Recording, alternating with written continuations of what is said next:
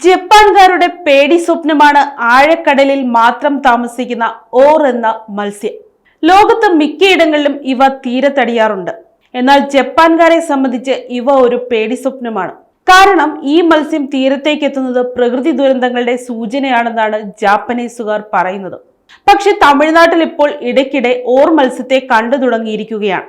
ഒക്ടോബറിൽ രാമേശ്വരത്തെ മത്സ്യബന്ധന തുറമുഖത്തു നിന്നും യാത്ര തിരിച്ചവർക്ക് ഗൾഫ് ഓഫ് മാന്നാർ ഭാഗത്തു നിന്ന് അപൂർവ മത്സ്യത്തെ ലഭിച്ചു. രാമനാഥപുരം ജില്ലയിലെ പാമ്പൻ പ്രദേശത്തെ മത്സ്യത്തൊഴിലാളികൾക്കാണ് 6 കിലോ തൂക്കമുള്ള ഓർ മത്സ്യം ലഭിച്ചത്. കഴിഞ്ഞ ജൂണിലും തമിഴ്നാട് തീരത്ത് ഓർ മത്സ്യം അടിഞ്ഞിരുന്നു. അന്ന് 30 അടിയോളം നീളമുള്ള മത്സ്യമായിരുന്നു ലഭിച്ചത്.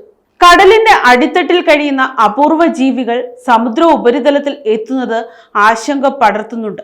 സാധാരണ രീതിയിൽ സമുദ്ര ഉപരിതലത്തിൽ നിന്നും 658 മുതൽ 3200 അടി വരെ താഴ്ചയിലാണ് ഓർ മത്സ്യങ്ങൾ ജീവിക്കുന്നത്.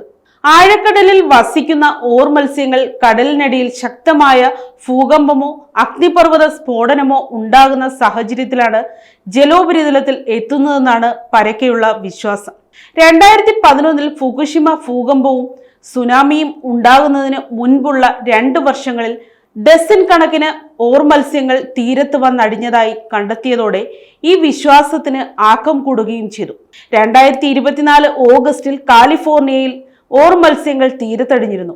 2 ദിവസത്തിന് ശേഷം ലോസ് ആഞ്ചലസിൽ 4.4 തീവ്രതയിൽ ഭൂകമ്പമുണ്ടായി. ഭൂമിശാസ്ത്രപരമായ ചലനങ്ങൾ തിരിച്ചറിയാൻ ഓർഫിഷിന് കഴിയുമെന്നാണ് വിശ്വാസം.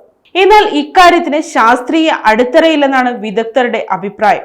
സമുദ്രപ്രവാഹത്തിലെ വ്യതിയാനമോ ആരോഗ്യ കാരണങ്ങളോ മൂലമാണ് ഓർ മത്സ്യങ്ങൾ ഉപരിതലത്തിലേക്ക് എത്തുന്നത്. പലപ്പോഴും അവയെ തീരത്ത് ചത്ത നിലയിൽ കണ്ടെത്തുന്നതിന് പിന്നിലെ കാരണം ഇതാണെന്നും വിദഗ്ധർ വിലയിരുത്തുന്നു.